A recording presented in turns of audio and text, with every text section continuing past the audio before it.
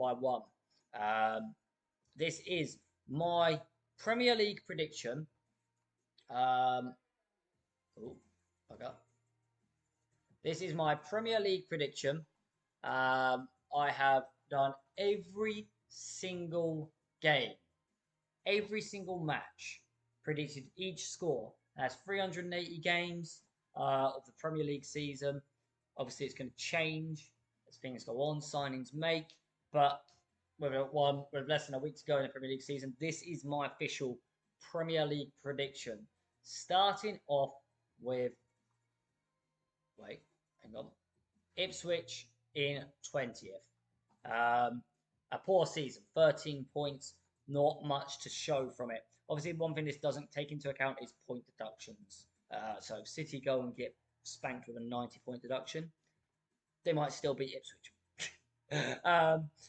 But yeah, 13 points for Ipswich.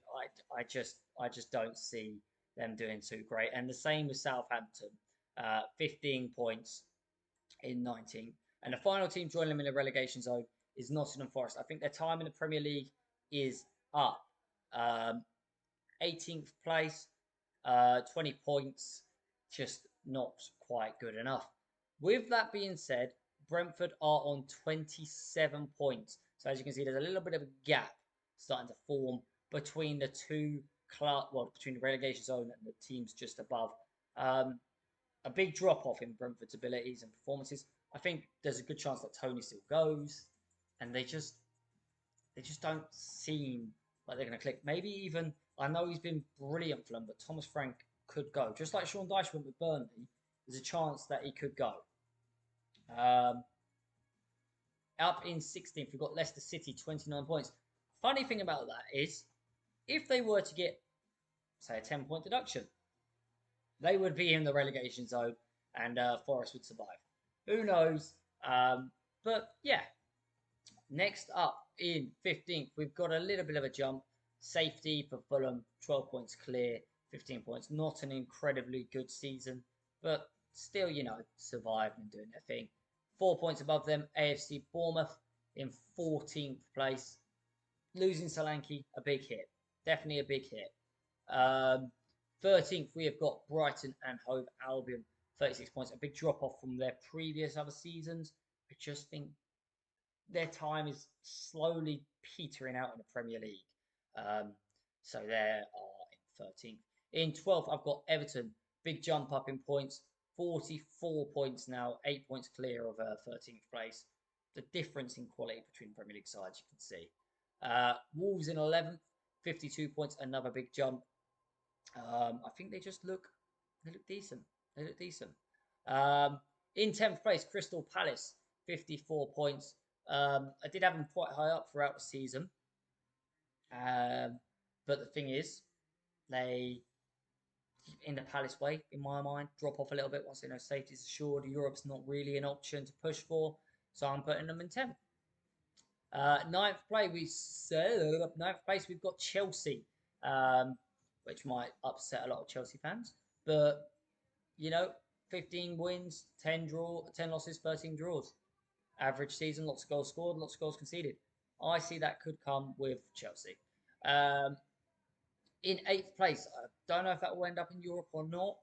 West Ham, 58 points, joint with Chelsea. 1 goal difference between the two sides. Absolutely tight. Absolutely close. So yeah, West Ham and Chelsea, very, very close. Then a bit of a jump up into 7th, where definite European places. We've got Tottenham Hotspur, 65 points. Decent season, not amazing. A project. We know what Tottenham is. It's a project. West Ham top 6, just shy of it. Just shy of it. Up in 6th place. By the way, this is the first time I'm seeing this as well.